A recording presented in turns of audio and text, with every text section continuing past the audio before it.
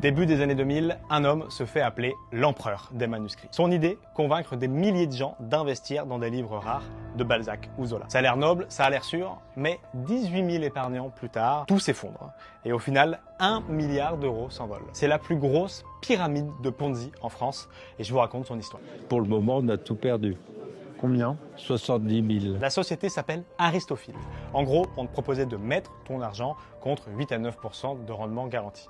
Là, on te faisait croire que tu participes à la sauvegarde du patrimoine français en investissant dans un livre rare. Plein d'investisseurs qui se laissent convaincre par ça, mais il y a un détail, c'est que la valeur du manuscrit, c'était la société elle-même qui la fixait. Ça valait pas grand-chose. Alors comment il fait pour payer pendant 10 heures ses premiers investisseurs? Eh ben, il utilise l'argent des nouveaux, qu'on appelle la pyramide de Ponzi. Et puis un jour, tout s'arrête, tout s'effondre. En 2012, Aristophil est à 2 doigts de tomber. Le patron joue à l'euro million et il gagne 170 millions d'euros.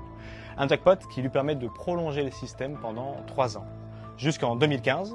Résultat, des victimes qui avaient mis toutes leurs économies, parfois jusqu'à 250 000 euros par personne, comprennent que l'argent est parti en fumée. C'est plus d'1 milliard d'euros qui s'envolent. Cette histoire, elle est folle parce que généralement on entend parler de ce type d'arnaque plutôt sur la crypto ou les actions.